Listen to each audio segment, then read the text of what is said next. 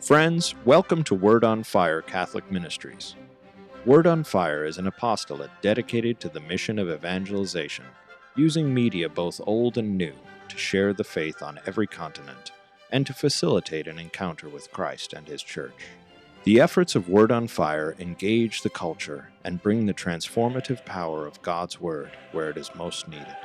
Today we invite you to join Bishop Robert Barron as he preaches the gospel and shares the warmth and light of Christ with each of us.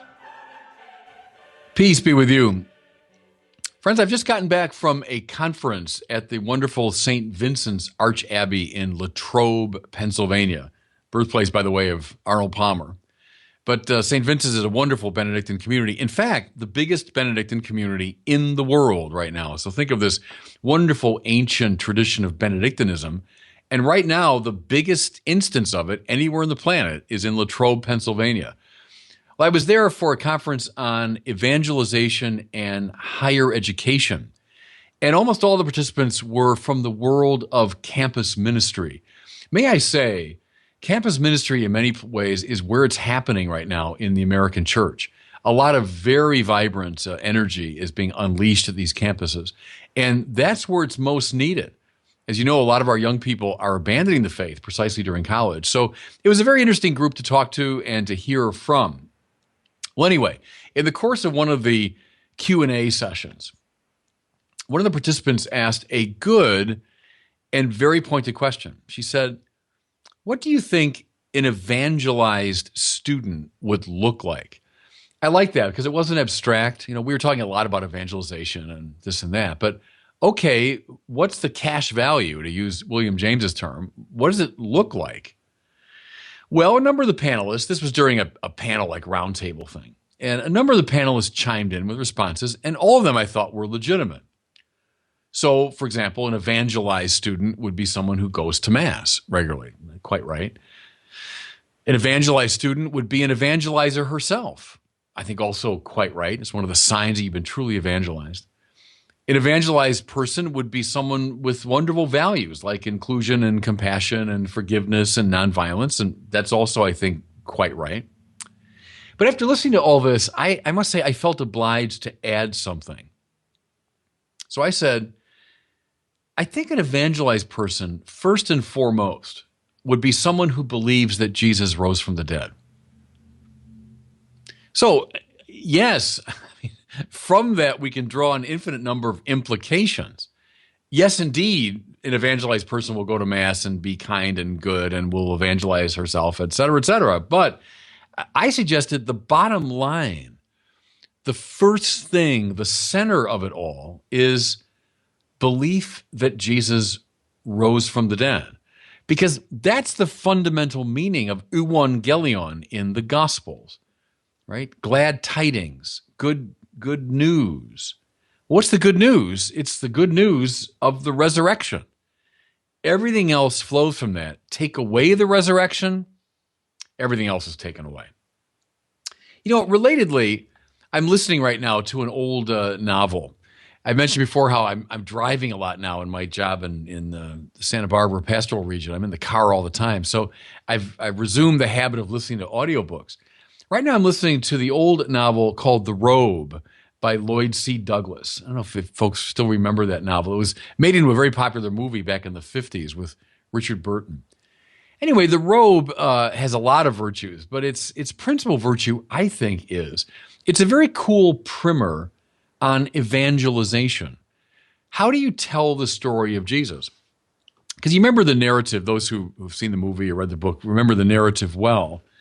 It's about Marcellus, who is a Roman centurion who presided at the crucifixion of Jesus and who afterward received the robe. Remember, the soldiers had gambled for the robe, and Marcellus is the one who gets it.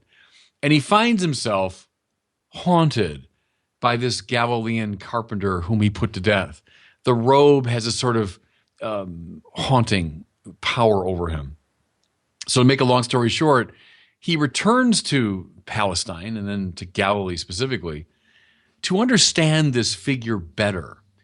And in the course of his journeying, he meets many people who knew Jesus. And here's where the evangelization kicks in. People begin telling him the story of Jesus. He hears stories about the Lord's teaching, about his massively impressive personality, about his wonder working and miracles. But things in the book really come to a head when Marcellus hears the followers of the Lord speaking of the resurrection. Now, mind you, this is the man who presided at the crucifixion. He was there. He saw Jesus die. He knew what it meant to die. And so when he hears this news that he's risen from the dead, this realist and rationalist and canny Roman just finds it a bit too much. Well, to cut to the chase of the story, and I'll let you read it if you have the time, Marcellus does become truly evangelized. Now, prior to this, mind you, he admired Jesus. He admired him from the time of the crucifixion. He watched this heroic, courageous man die. He admired him even more when he heard the stories of his teaching. He thought he was a wonderful philosopher. But Marcellus becomes evangelized only when he comes to believe in the resurrection.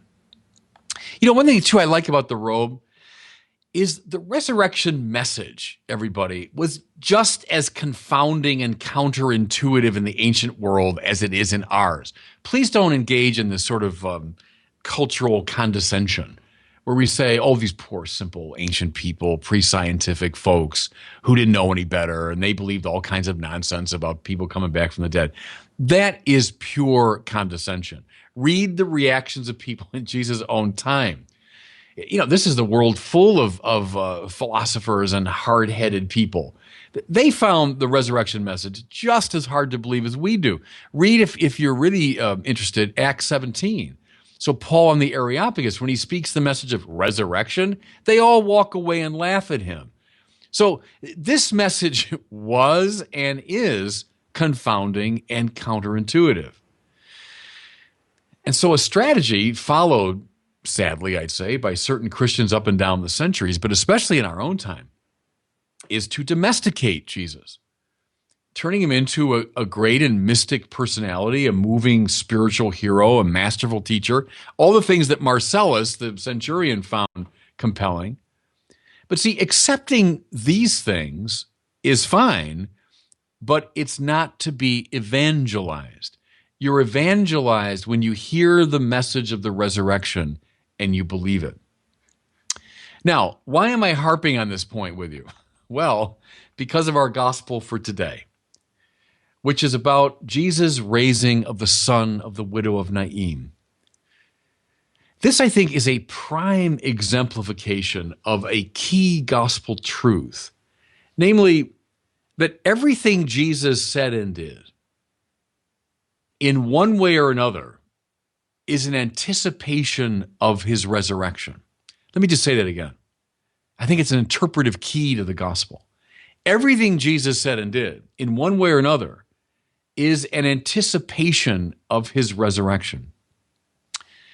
The God of Israel, the God of Jesus Christ, is a God of life. He's a God of the living. Listen now, he hates death, and he hates the ways of death.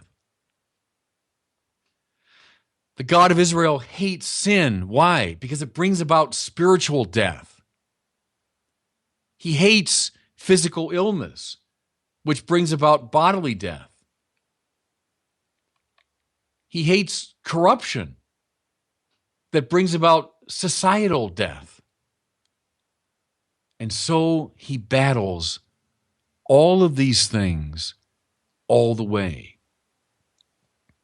So Jesus heals blind eyes and deaf ears and crippled limbs. Jesus illuminates darkened minds. He liberates imprisoned souls. His ministry is a ministry of life, of the triumph of life over death in all of these different forms. Now, in three very specific cases, the raising of the daughter of Jairus, remember that wonderful story when Jesus takes the little girl by the hand and says, Talitha kumi, little girl, get up. The raising of Lazarus, maybe the most dramatic story, in the Gospel of John. And then our story for today, the raising of the son of the widow of Naim. In these three specific cases, he shows most dramatically what he's about. Now, again, I know how strange and impossible all this seemed, and it seemed just that way to people of Jesus' own time. But sickness, sin, stupidity, fear, and death are just not what God intended for us. They're not the absolute givens that we simply must accept. They're not just the way things are. God, in fact, hates them and wages war against them. There's a way to read the whole of Jesus' life and ministry. Now, just a few details from this particular story. Mind you, this is not simply the human tragedy of losing a loved one. As awful as that is, and any one of us, practically everyone listening to me, has had that awful experience of losing someone that we love. A mother or father, a son or daughter, a cousin, a friend. I mean, it's awful. But see, as awful as that is, the story is about more than that, because in the context of Jesus' time and place, this was a disaster for the poor widow. Not just a great sadness, it was a disaster. Because keep in mind, there was no social safety net, no insurance, no guaranteed income. Unless she could find kindly neighbors who would support her, she was in some serious trouble. A widow, so without a husband, and now, importantly, it specifies without an only son. See, she now has no means of support. That's the point here. And this is why the heart of Jesus, we hear, is moved with pity. It's wonderful, isn't it? The heart of Jesus means the heart of God. Notice now what he says in the face of this tragic situation. Notice, young man, I tell you, arise. The Greek there means get up, sit up.